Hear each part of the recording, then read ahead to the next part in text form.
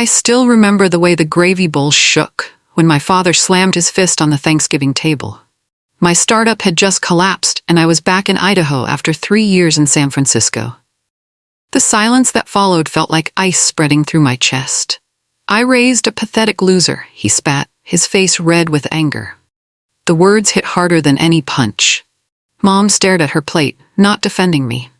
My brother Alex smirked from across the table, already a big shot at some fancy tech company. His expression said it all. "I told you so." "All that money," Mom finally whispered. "Your college fund. Your savings. Gone for what, Chloe? A stupid dream?" I opened my mouth to explain again how my health tech startup had been so close, how PulseLight's AI could have changed rural healthcare forever. But nobody wanted to hear it. Not anymore. Even Jake, my fiancé, shifted uncomfortably beside me. His hand had slipped from mine when Dad started yelling. Now he was texting someone under the table, probably embarrassed to be sitting next to Silicon Valley's newest failure. "Well," Mom said, passing the mashed potatoes with a tight smile, "my friend's daughter manages the grocery store. I'm sure she could use holiday help." That's when I knew how far I'd fallen in their eyes. "You want to see why your precious startup failed?" Alex's voice sliced through the awkward silence of dessert. He pulled out his phone, holding it up like evidence in a murder trial. "Look at what your investors were saying." He passed his phone around. Screenshots of emails from my investors calling me naive, inexperienced, and in over her head.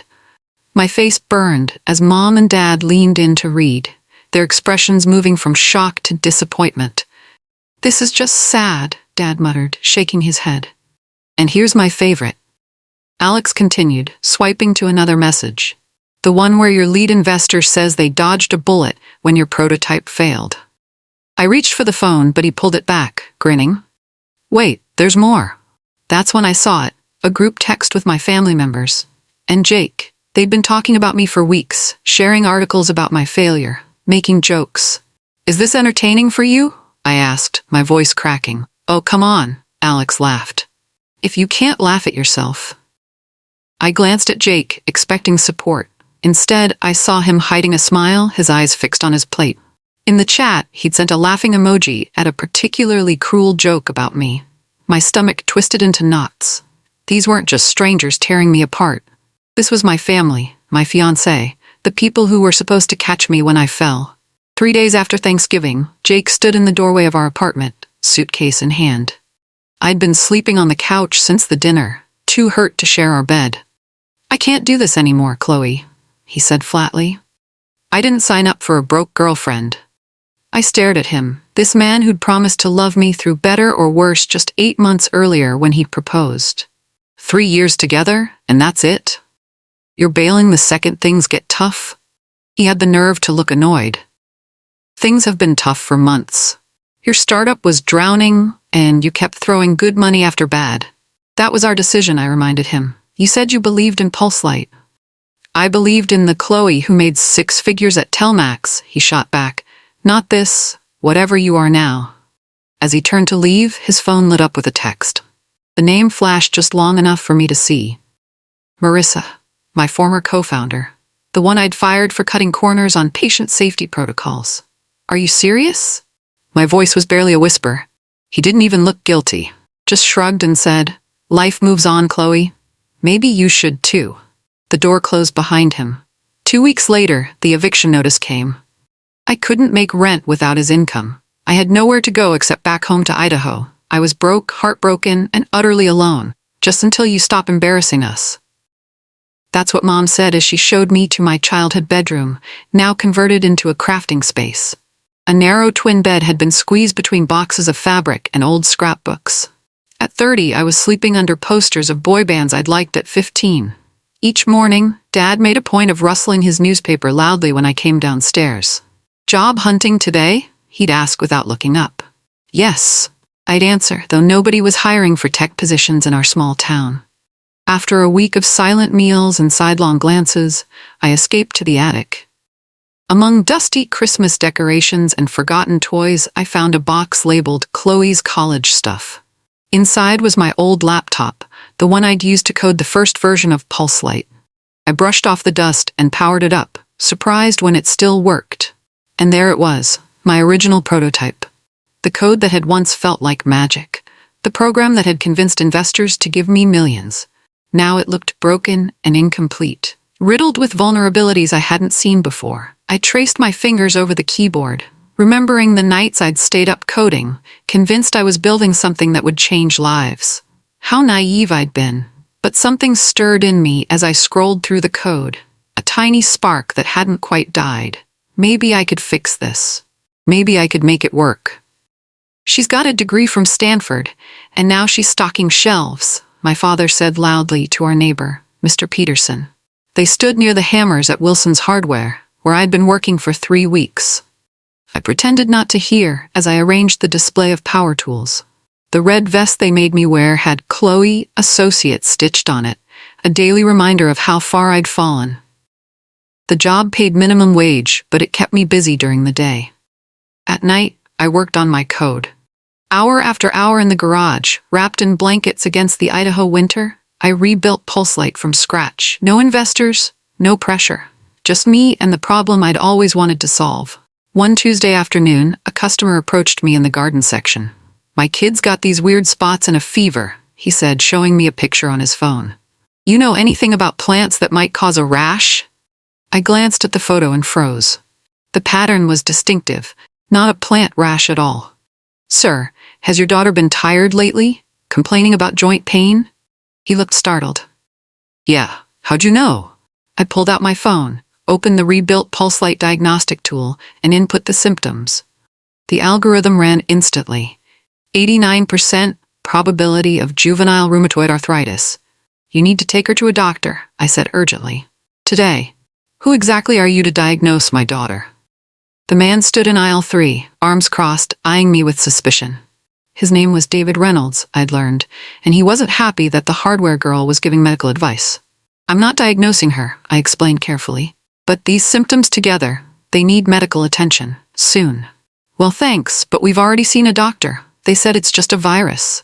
I bit my lip, not wanting to overstep, but feeling sure the algorithm was right. "If she gets worse, please get a second opinion." 3 days later, David Reynolds was back, his face pale with worry. "Her fever's up to 103. She can barely walk." My heart sank. "You need to take her to the hospital. Ask specifically about JRA." The next day, he didn't come to the store, or the next. I worried I'd overstepped, maybe even made things worse. Then a week later, a woman in a white coat appeared in front of my register. "I'm Dr. Ava Reynolds," she said. "You told my husband about our daughter Emma." I swallowed hard, preparing for her anger. Instead, she looked at me with intensity. "You were right. Juvenile rheumatoid arthritis. The hospital confirmed it yesterday. How did you know?" David appeared behind her. "She knew before the specialists did, Ava." Dr. Reynolds studied me. "You're not just a hardware store employee, are you?" Dr. Reynolds stood in my parents' garage, staring at the setup I'd cobbled together. An old laptop connected to 2 second-hand monitors, running the rebuilt PulseLight program. "You made this here?" she asked, gesturing at the space heater, folding table, and extension cord snaking across the concrete floor. I nodded, suddenly self-conscious. "It's not fancy, but it works. Usually." She circled the table, examining the code on the screen. "I run a rural health clinic 30 miles from here," she said slowly. "We serve 5 counties, and we're always short on specialists." My heart skipped. PulseLight was designed exactly for places like that. "So I've been reading." She pulled out a printed article about my failed startup. "What happened?" I gave her the short version. "Technical failures, regulatory roadblocks, investor panic, but you kept working on it," she observed. "Every night," I admitted. She studied me for a long moment, then smiled. "I want to test it. At my clinic." I nearly dropped my coffee. "Seriously?" "On one condition," she added. "It has to work on a real case. Tomorrow, I have a patient with unusual symptoms that we haven't been able to diagnose. Let's see what your program says." Hope bloomed in my chest for the first time in months. "Deal." "No, no, no!" I slammed my palm against the side of the laptop as the screen froze, then went black. Dr. Reynolds and her nurse looked at each other nervously. We were 30 minutes into testing PulseLight on an actual patient, a 63-year-old woman with mysterious symptoms that had puzzled the rural clinic for weeks. The program had been analyzing blood work and symptom patterns when it crashed. I'm so sorry, I whispered, mortified. Here was my big chance, and the system was failing. Again, Dr. Reynolds touched my shoulder. Can you fix it? I don't understand what happened. It was working perfectly last night. I rebooted the laptop, but the program wouldn't load. Error messages filled the screen. The diagnostic algorithm, my life's work, was corrupted somehow. The patient sighed and gathered her purse. I should go. Wait, Dr. Reynolds said, then turned to me. How long would it take to rebuild? I did a quick mental calculation. 48 hours, maybe? But I'd need to figure out what caused the crash first. She studied me, then nodded. Do it, fix whatever went wrong, and come back Friday morning. I looked up, surprised. You're giving me another chance? I saw enough to be intrigued, she said. But next time, it needs to work. All the way through. I nodded, already mentally tracing the code path that had failed. I won't let you down. Error messages filled my screen as I dug through the corrupted code. After 20 straight hours, I found something strange, a backdoor protocol I hadn't written. Someone had deliberately sabotaged my program. But who would do that? And when? I traced the intrusion path, finding a signature in the code. Every programmer has quirks in how they write, personal stamps as unique as fingerprints. I recognized the style immediately. Alex. My brother had inserted malicious code that activated whenever the program reached the final diagnostic stage. It would corrupt the results, making PulseLight look unreliable. No wonder my demo for investors had failed so spectacularly. I checked the timestamp. 3 days before my big presentation in San Francisco. Right when Alex had helped by backing up my files. My hands shook as I scrolled further, finding an email thread. Alex had sent the corrupted file to Jake before the launch. They'd both known the demo would crash. Why? I whispered to my empty garage. My own brother had deliberately tanked my company. My fiancé had let it happen. Was it jealousy? Revenge for not giving Alex a position? Or something worse? I deleted the malicious code, reworked the corrupted sections, and strengthened every security protocol. By dawn on Friday, I had a clean, working version of PulseLight. This time, no one would sabotage my second chance. Silence filled the exam room as PulseLight processed the last set of symptoms. The same patient from 2 days ago watched anxiously, along with Dr. Reynolds and 2 nurses. The screen flashed green, diagnostic complete. PulseLight had identified a rare autoimmune disorder, one that matched all her symptoms but was easily overlooked because of its similarity to more common conditions. That's... Dr. Reynolds stared at the screen. That actually makes perfect sense. She turned to the patient. We need to run one more blood test to confirm, but this could explain everything you've been experiencing. The woman's eyes filled with tears. After 3 years of being told it's all in my head? Dr. Reynolds squeezed her hand, then looked at me. This could change everything for us, Chloe. For rural healthcare everywhere. My heart soared. This was what I'd dreamed of when I'd first created PulseLight, helping people in underserved areas get answers. We should announce this, one of the nurses said excitedly. Get you back in the press. I shook my head firmly. No press, no announcements. Not yet. Dr. Reynolds raised an eyebrow.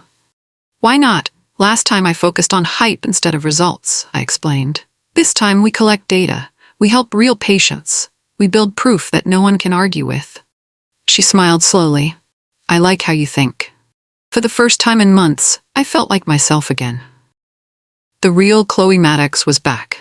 The rejection letter arrived 6 weeks after I'd submitted my application to the Rural Health Innovation Grant.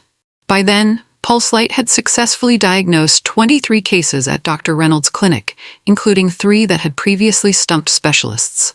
I tore open the envelope, confident that our data would speak for itself. Dear Miss Maddox, we regret to inform you that your application has not been selected for funding. No explanation. No feedback. Just rejection. Dr. Reynolds frowned when I showed her the letter. This doesn't make sense. Your results are extraordinary.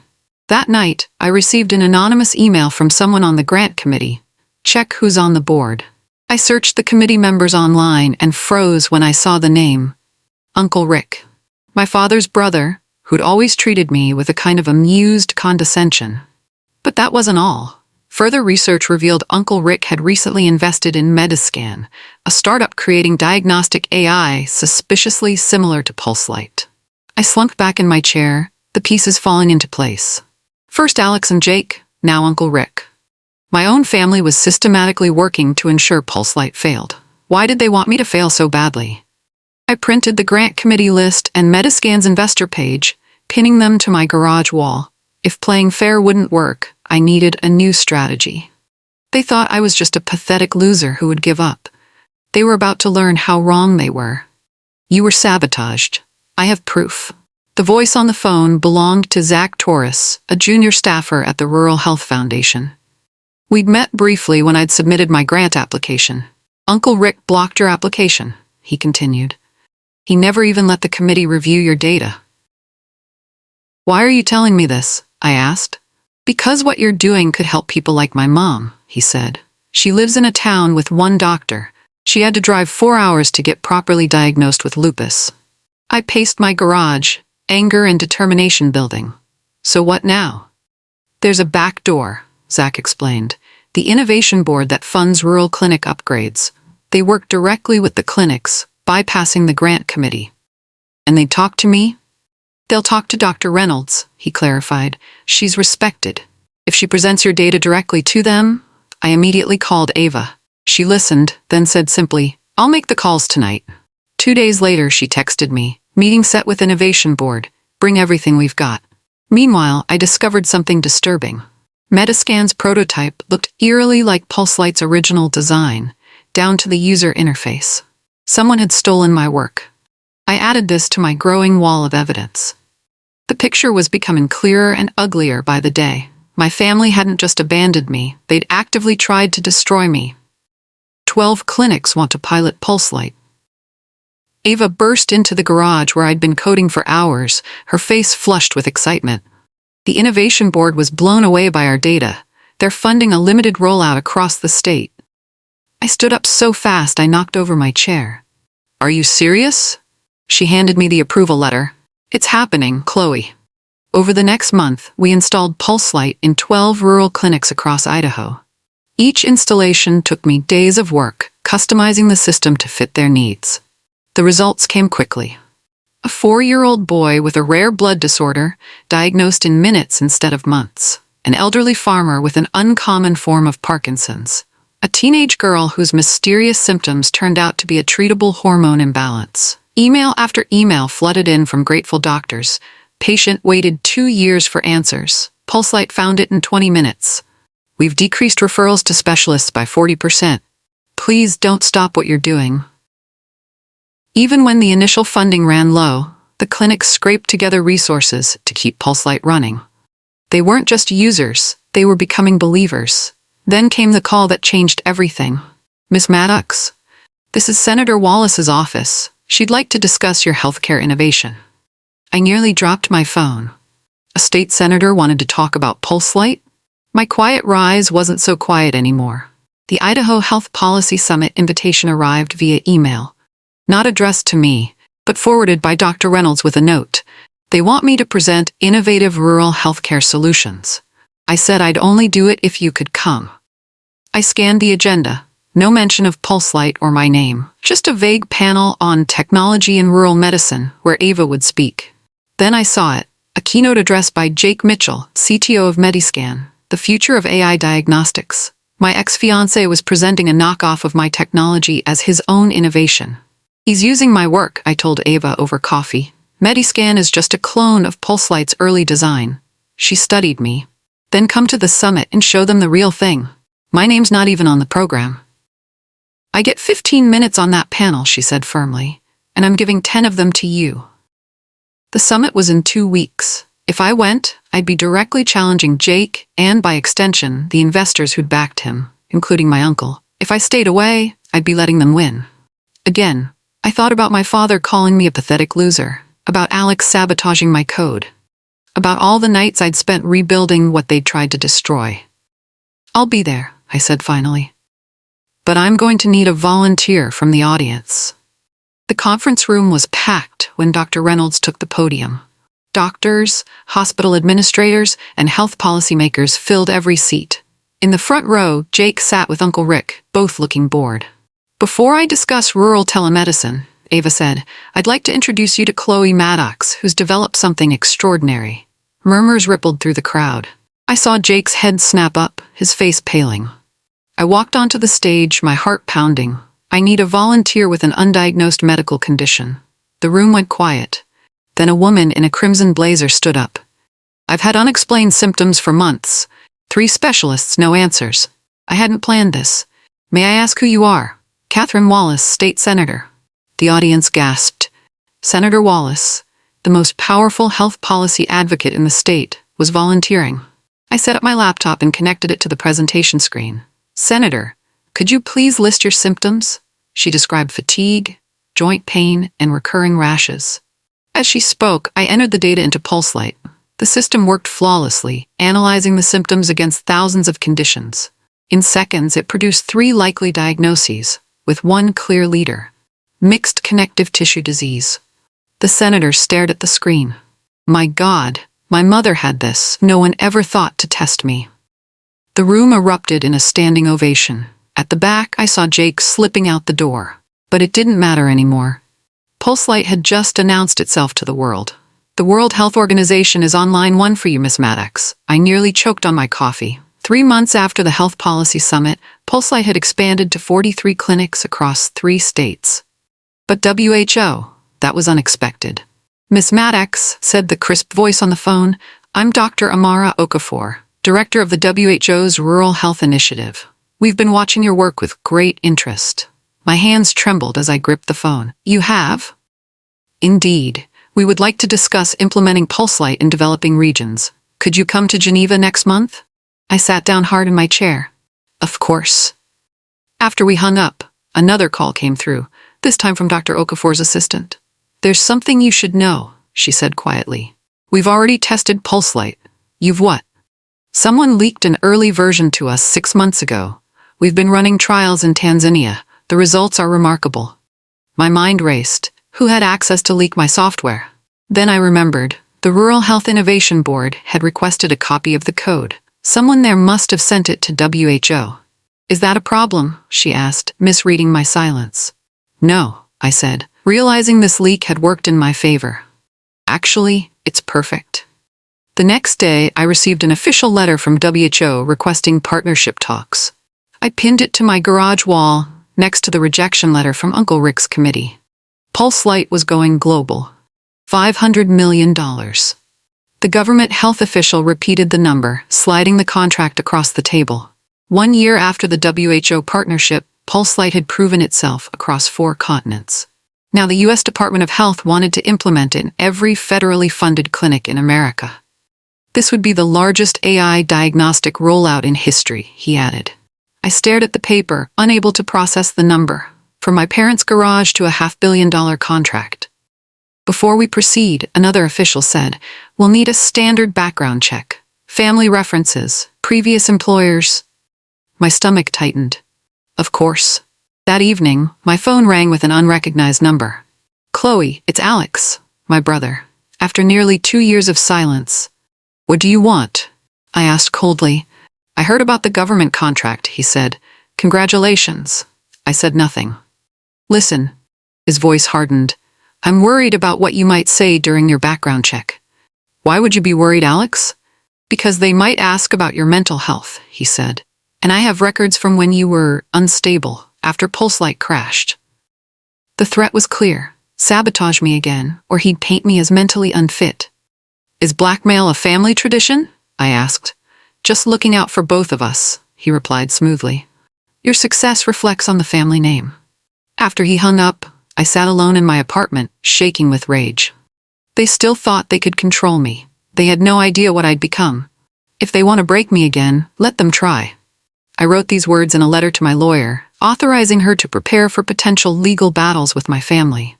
After Alex's threat, I knew they might try anything to claim a piece of my success or destroy it if they couldn't. But I had evidence now. Screenshots of Alex's code sabotage, records of Jake's betrayal, documentation of Uncle Rick's conflict of interest. My lawyer called it bulletproof protection. The next week, I received an unexpected invitation to give a TEDx talk. The theme? Rising from failure. On stage, under bright lights, I told my entire story. The startup crash. My family calling me a pathetic loser. Working from a garage while they mocked me. Finding evidence of sabotage. Building Pulselight anyway. Failure isn't what destroys us, I concluded. It's believing what others say about our failure that does the real damage. The audience rose in a standing ovation. Backstage, my phone buzzed with notifications as the video went viral in real time. Comments flooded in. This brought me to tears. I needed to hear this today. Chloe Maddox is my new hero. That night, Forbes requested an interview, then Business Insider, then the Wall Street Journal. Pulselight wasn't just a success story anymore. It was becoming a movement, and I was its unexpected face. My phone wouldn't stop ringing. After the TEDx talk went viral and the government contract was announced, everyone wanted a piece of Chloe Maddox, the woman who revolutionized rural healthcare from her parents' garage. Venture capitalists who'd rejected me now wanted meetings. Former employees who'd jumped ship begged to return. Investors who'd pulled out claimed they'd always believed in the vision. Then the calls from family started coming. First, Mom, honey, we're so proud of you. We always knew you could do it. Next, Dad, that's my girl making headlines. I was tough on you because I knew you had it in you. Let's discuss how I can help Pulselight reach its full potential. And finally, Alex, sis, remember all our great talks about tech? I'd love to grab coffee. I let every call go to voicemail. Every message received the same response, silence. Not because I was angry, though part of me still was, but because their validation no longer mattered. I didn't need them to believe in me anymore. The world did. Dr. Reynolds stopped by my new office, grinning at the stack of business cards and letters piled on my desk. Going to call any of them back? I shook my head. I'm too busy building something that matters. She laughed. That's the Chloe I know. In the corner, my phone lit up again. Jake's name flashed on the screen. I pressed decline without a second thought. The Maddox property is officially on the market. Ava sent me the listing with a question mark. My childhood home, where my parents still lived, was for sale at a surprisingly low price. I made some calls and discovered the truth. Alex was in legal trouble. A sexual harassment lawsuit from his former assistant, plus gambling debts. My parents were selling their home to bail him out. The irony wasn't lost on me. The son they'd championed as the success story needed rescuing, while the daughter they'd dismissed as a loser was now worth millions. Are you going to help them? Ava asked over lunch. I considered it. Despite everything, they were still my family. Then I remembered Thanksgiving dinner. My father's fist on the table. I raised a pathetic loser. The group chat mocking my failure. No, I said finally, but I do have another idea. I contacted a real estate attorney and created an anonymous LLC. Through this shell company, I made a cash offer for the house, 20% above asking price, no inspection required. My parents accepted immediately, not knowing their pathetic loser daughter was the buyer. The paperwork went through quickly. My parents would have 30 days to vacate after closing, which would happen on December 24th. Yes, I deliberately chose Christmas Eve. Some wounds run too deep for complete forgiveness. Sometimes, justice needs to be served cold. On Christmas morning, my parents opened a special delivery package. Inside was a legal eviction notice, giving them 30 days to vacate the property I now owned. Paperclipped to it was a cashier's check for $500,000, more than enough to buy a new home and settle Alex's debts. And a note that read simply, "From your pathetic loser. Merry Christmas." I wasn't there to see their reactions, but Ava's cousin lived next door and reported that my mother fainted. My father sat on the porch steps for hours, staring into space, the check clutched in his hand. Alex called me 17 times that day. I didn't answer. Mom sent a text, "We were wrong, so terribly wrong. Please forgive us." Dad emailed, "I don't deserve your forgiveness, but I'm prouder of you than words can say." I read each message without responding. The truth was, I didn't hate them anymore. I just didn't need them. On New Year's Eve, I received an official letter from my father. Inside was the deed to my first computer, the one he'd bought me when I was 12. "You always knew where you were going," he'd written. I was too blind to see it. I put the letter in a box with all the others. Maybe someday I'd be ready to respond. But not yet. For now, I had a company to build and lives to change. The personal reconciliation could wait.